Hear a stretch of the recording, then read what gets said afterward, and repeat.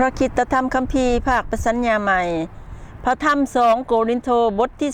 2ข้อที่1ถึงข้อที่17ได้ทรงกล่าวไว้ว่าดังนี้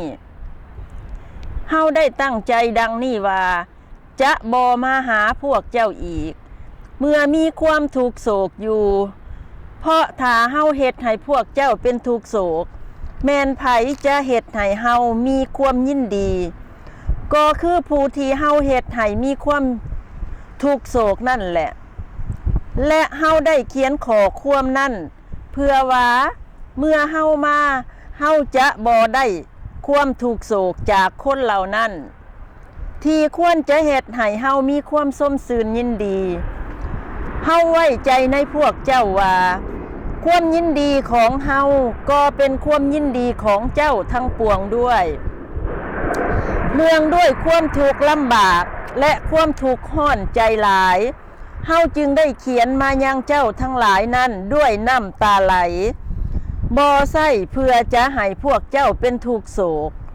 แต่เพื่อจะให้เจ้าทั้งหลายฮู้จักความหักอันล้นเหลือที่เฮามีต่อพวกเจ้านั้นการให้อภัยแก่ผู้ที่เฮ็ดให้เกิดความทุกข์โศก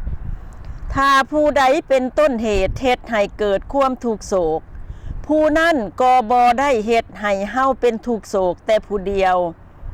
แต่ได้เฮ็ดให้บางคนในพวกเจ้าเป็นทุกข์โศกด้วยที่ว่าบางคนนั้นก็คือเฮาบ่อยากเว้าใส่ผู้นั้นจนเกินไป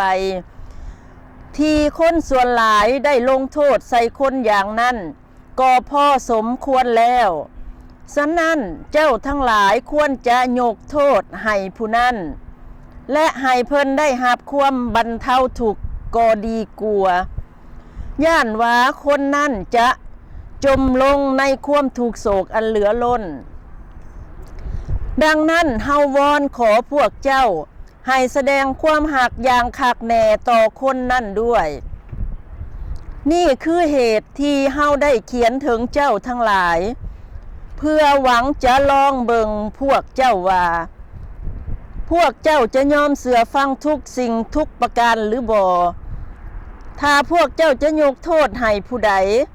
เฮาก็จะยกโทษให้ผู้นั้นเหมือนกันถ้าเฮาได้ยกโทษของผู้ใดแล้วเฮาได้ยกโทษของผู้นั้นเพราะเห็นแก่เจ้าทั้งหลายต่อพระพักของพระคริสต์เพื่อบ่ให้ซาตานมีไสเหนือพวกเจ้าเพราะเฮาฮู้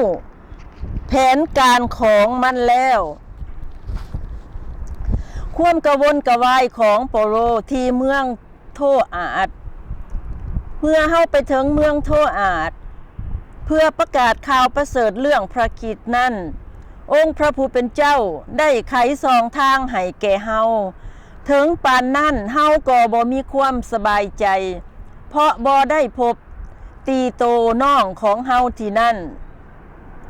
เฮาจึงได้ลาพวกนั้นเดินทางไปยังแขวงมาเกโดเนียควรมีไส้ในพระคริสต์แต่จงขอบพระคุณพระเจ้าผู้ทรงโปรดนำเฮาทุกเวลาต่อไปตามขบวนฝ่ายความไส้สนะโดยพระคริสต์และทรงโปรดประทานกลิ่นหอมของความหู้จักพระองค์ให้ปรากฏด้วยเฮาในทุกบอนด้วยว่าเฮาทั้งหลายเป็นกลิ่นอันหอมหวนที่พระคริสต์ถวายแก่พระเจ้าในท่ามกลางคนทั้งหลายที่กำลังทรงโปรดให้พ้น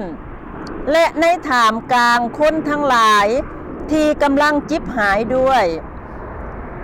ฝ่ายหนึ่งเป็นกลิ่นของความตายซึ่งจะนำไปสู่ความตายฝ่ายหนึ่งอีกเป็นกลิ่นหอมของชีวิต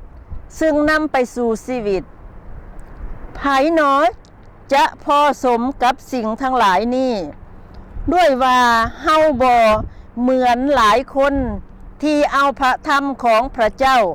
มาปลอมแปลงและขายกินแต่เนื่องด้วยเฮาได้รับไส้มาจากพระเจ้า